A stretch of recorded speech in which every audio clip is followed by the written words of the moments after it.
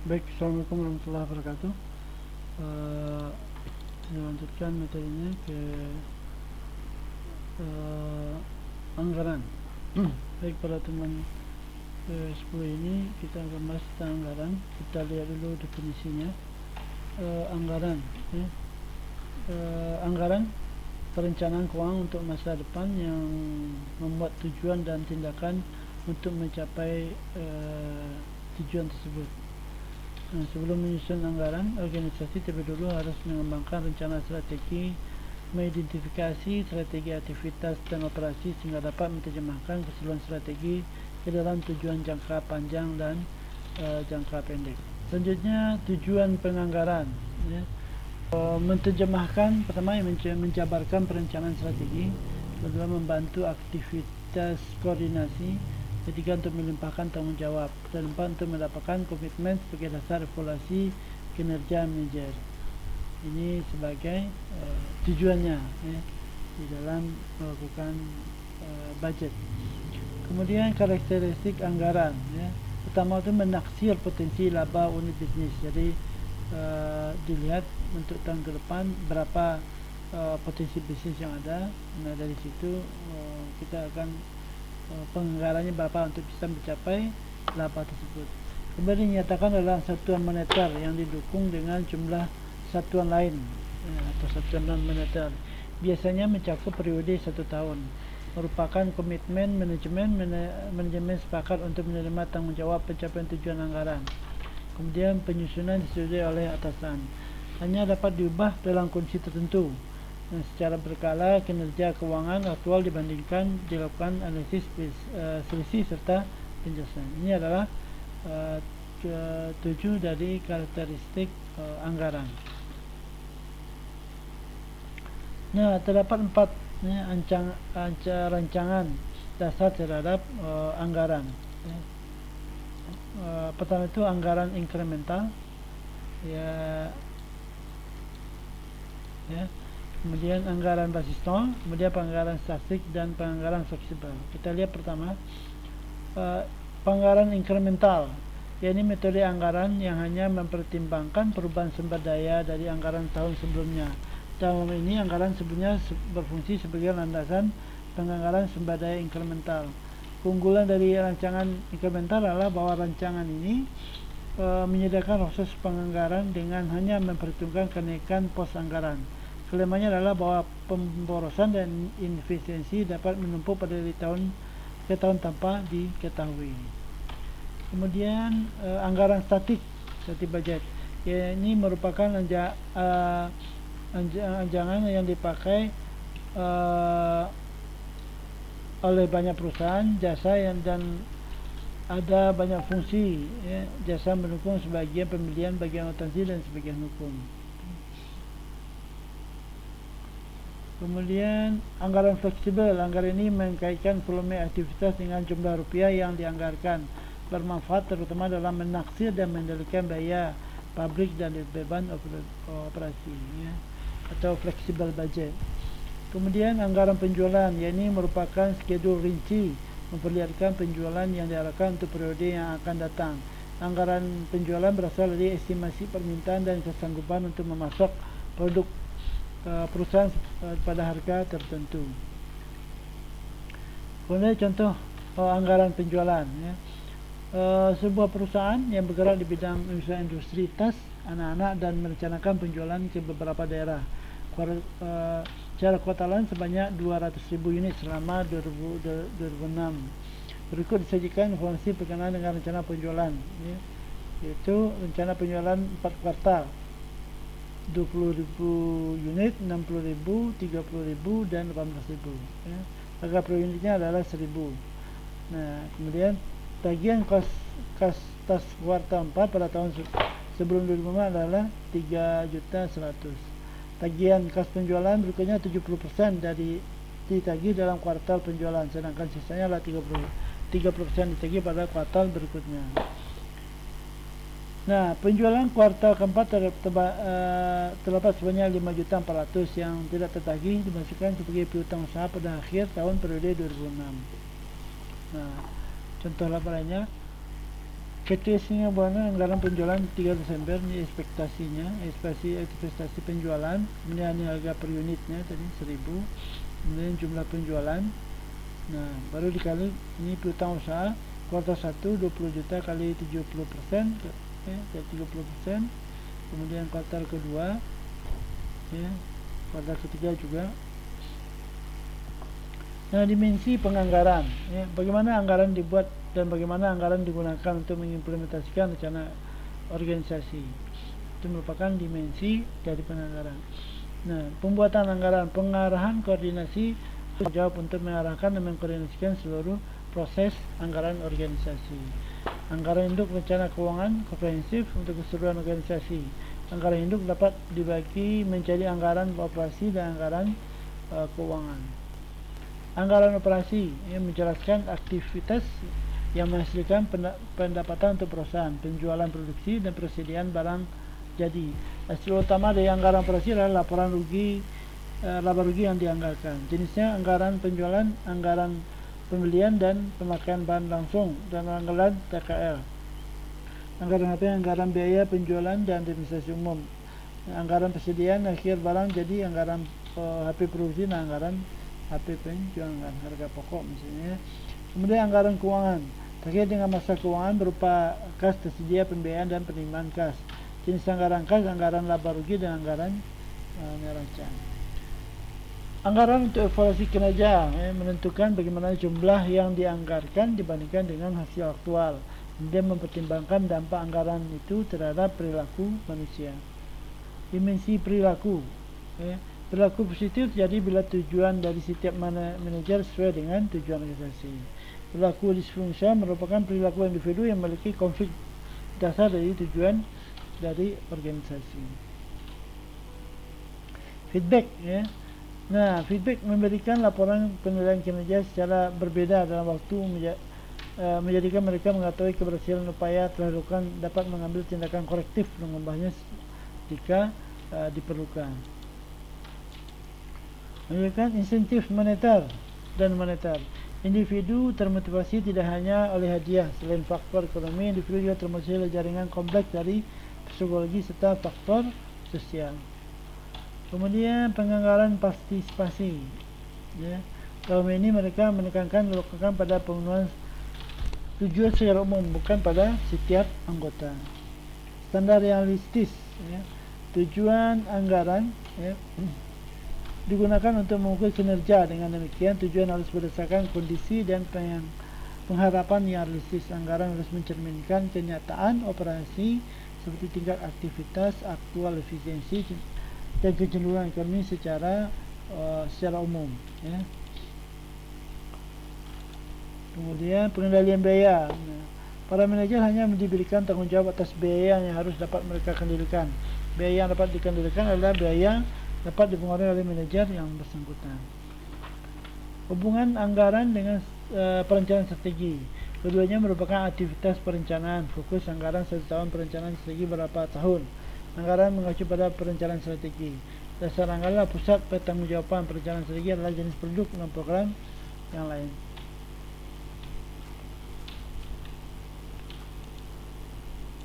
Nah, perbedaan antara anggaran dan forecasting. Peramalan dapat atau tidak dinyatakan dalam istilah moneter. Dapat dilakukan setiap waktu. Peramal tidak menerima tanggung jawab atas hasil ramalannya. Peramalan biasanya tidak disetujui oleh kekuasaan lebih tinggi.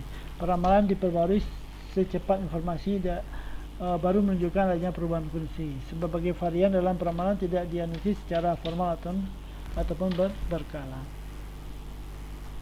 Nah, peramal berdasarkan metode terbagi menjadi dua, itu metode kuantitatif.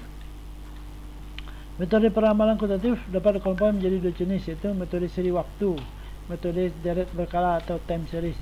Metode yang digunakan untuk menganalisis serangkaian data merupakan fungsi dari waktu. Kemudian metode kausal, ya, mengasumsikan variabel diramalkan menunjukkan adanya hubungan sebab akibat dari satu atau beberapa variabel bebas. Model seri waktu, ya, terbagi menjadi rata-rata bergerak, pengalusan eksponensial dan proyeksi tren, ya. Kemudian rata-rata bergerak, rata-rata bergerak sederhana, simple moving average, bermanfaat jika diasumsikan sebagai permintaan pasar stabil. Rata-rata bergerak tertimbang apabila ada pola atau tren yang dapat dideteksi, timbangan bisa digunakan untuk mendapatkan lebih banyak tekanan pada nilai baru. Penghalusan eksponensial, metode peramalan dengan menambahkan parameter alfa dan modelnya untuk mengurangi faktor kerandoman. Istilah eksponensial dalam metode ini berasal dari pembobotan atau timbangan faktor penghalusan dari periode sebelumnya dalam bentuk eksponensial. Proyek trend, metode proyek trend dengan regresi merupakan metode yang digunakan baik untuk jangka pendek maupun jangka panjang. Metode ini garis trend untuk persamaan matematis. Kita lihat metode kualitatif. Metode kualitatif umumnya bersifat subjektif, dipengaruhi oleh intuisi, emosi, pendidikan, dan pengalaman seseorang. Oleh karena itu, hasil peramalan dari satu orang dengan orang lain dapat berbeda. Meskipun demikian, peramalan kualitatif dapat menggunakan teknik mode. Pertama itu juri dari opini eksekutif.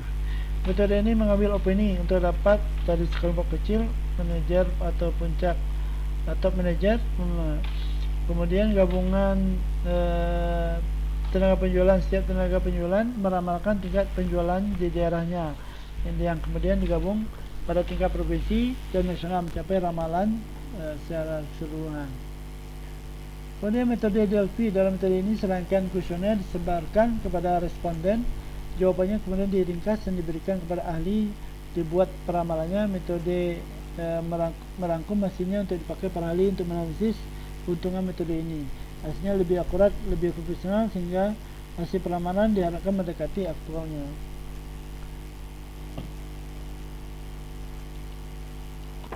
Selanjutnya survei pasar, market survei, masukan diperoleh dari konsumen atau konsumen potensial terhadap rencana pembelian pada periode diamati. Survei dapat dilakukan dengan kuesioner di telepon atau dengan wawancara langsung. Peramalan penjualan. Langkah-langkah umum dilakukan perusahaan dalam peramalan penjualan. Pertama itu menentukan kebijakan umum, kemudian pengumpulan data dan pemilihan penetapan model peramalan. Contohnya metode peramalan penjualan, metode trend least square, di mana Y sama dengan A plus BX.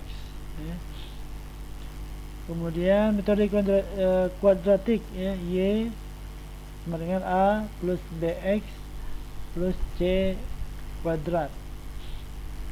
Kemudian kategori anggaran operasional, anggaran pendapatan berisi proyeksi penjualan dijumlahkan dengan harga penjualan yang diharapkan.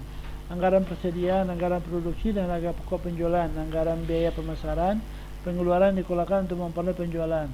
Anggaran biaya administrasi umum, beban dari unit staf, beban di kantor dan unit bisnis. Anggaran biaya riset dan pengembangan. Kemudian pajak penghasilan. Jenis anggaran lain, anggaran modal. Anggaran modal menyatakan pajak-pajak modal yang telah disetujui ditambah jumlah lump sum dari proyek kecil yang tidak dimemerlukan persetujuan level lebih tinggi. Anggaran neraca menunjukkan implikasi keputusan yang tercakup dalam anggaran operasi maupun anggaran modal terhadap neraca. Anggaran laporan arus kas. Anggaran laporan arus kas harus menunjukkan berapa banyak uang yang dibutuhkan selama setahun yang akan disediakan oleh laba yang ditahan dan berapa banyak jika tidak ada harus didapat dengan menjamkan sumber lainnya. Manajemen berdasarkan sasaran keuangan di mana manajer bertanggung jawab untuk mencapai pencapaian selama anggaran tahunan digambarkan dalam anggaran. Proses penyusunan anggaran. Pertama itu pasti di organisasi, kemudian penerbitan penormalan, usulan anggaran awal, perubahan karena faktor eksternal, perubahan kebijakan dan praktek internal, negosiasi, review, dan persetujuan. Kemudian baru revisi anggaran. Organisasi Departemen Anggaran biasanya di bawah kontroler. Departemen Anggaran harus informasi dari sistem pengontrolan anggaran. Fungsi Departemen Anggaran mengeluarkan bentuk dan prosedur untuk penyiapan anggaran, kemudian mengkoordinasi dan mengeluarkan perkiraan dasar dari seluruh perusahaan yang akan menjadi dasar bagi anggaran.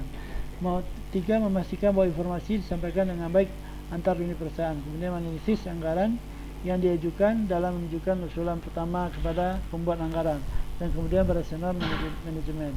Dan yang terakhir menyusun proses pembuatan perbaikan anggaran selama 1 tahun ke depan.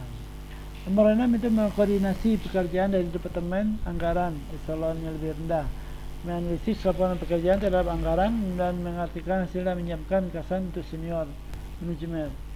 Panitia anggaran beranggotakan manajer senior. Panitia anggaran menyetujui setiap anggaran. Anggaran komprehensif. Anggaran disusun dibuat secara menyeluruh secara lengkap. Ini contoh ini anggaran bahan baku, anggaran tenaga kerja, anggaran BOP, anggaran bayar division umum. Ya. Nah, penerbitan garis pedoman, mengembangkan pedoman menyusun anggaran dan perbaikan kepada seluruh manajer. Pedoman harus bersifat berisi perencanaan strategis. Dimodifikasi dengan informasi kini, berisi asumsi, berisi skedul dan waktu penyusunan. Usulan awal anggaran, peserta pertanggungjawaban menyusun anggaran berdasarkan fasilitas yang sekarang dimiliki, kemudian dimodifikasi dengan pedoman. Perubahan diklasifikasi berdasarkan perubahan faktor eksternal dan praktek internal. Perubahan faktor eksternal, perubahan aktivitas perekonomian umum yang mempengaruhi volume penjualan, kemudian perkiraan perubahan harga bahan jasa, perkiraan perubahan gaji dan upah, perkiraan perubahan biaya aktivitas kebijakan, perubahan harga produk, ya. Perubahan biaya produksi karena mesin atau metode baru, perubahan biaya kebijakan atas dasar perubahan beban kerja, perubahan pangsa pasar dan campuran produksi. Negosiasi, diskusi antara bajet dengan atasan menilai validitas setiap penyesuaian bajet membuat anggaran pendapatan cenderung lebih rendah, pengeluaran lebih tinggi dari mereka perkirakan jumlahnya. Revisi anggaran. Bila asumsi yang dipakai dalam penyusunan anggaran tidak realistis, maka perbandingan antara realisasi dengan anggaran menjadi tidak ada gunanya. Revisi dapat dilakukan melalui prosedur sistematik, memutihkan anggaran misalnya setiap kuartal, prosedur yang diperlukan revisi dalam kondisi khusus saja. Aspek pelaku dalam satu tujuan sistem pengendalian manajemen adalah mendorong manajer agar dapat mencapai tujuan organisasi secara efektif. Top down, bottom up dan participation.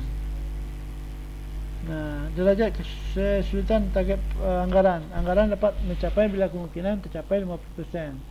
Nah, ini beberapa alasan mengapa manajer senior menyetujui pencapaian anggaran unit bisnis. Pertama itu, target terlalu sulit mendorong manajer melakukan tindakan jangka pendek. Kemudian anggaran yang realistis mengurangi motivasi melakukan manipulasi data. Kemudian anggaran yang realistis memudahkan analisis keuangan dari pihak lain untuk melakukan analisis. Laba yang terlalu optimis menyebabkan over commitment. Kemudian keterlibatan senior manager. Keterlibatan senior manager dalam sistem anggaran akan mendorong motivasi penyusunan anggaran. Senior manager tidak hanya tukang cap saja, tapi juga mereview dan menyetujui. Manajemen harus mengikuti hasil dari anggaran. Bagian anggaran. Bagian anggaran mengalami kesulitan tertentu karena harus melakukan analisis secara rinci. Sering dimusuhi oleh bagian lain. Bagian ini harus ada di antara untuk membantu manajer dini dan menjaga integritas sistem. Personalia bagian ini memiliki keahlian. Anggaran memiliki reputasi yang baik, jujur dan adil. Baik, kesimpulannya anggaran potongan tahunan dari perencanaan strategi, penyusunan melibatkan seluruh tingkatan manajer, adanya operating budget, balance sheet, capital budget, dan cash flow budget. Manajer juga pusat bertanggung jawab harus terlibat dalam penyusunan anggaran. Baik, itu dulu untuk pertemuan kali ini. Mudah-mudahan ada manfaatnya. Assalamualaikum warahmatullahi wabarakatuh.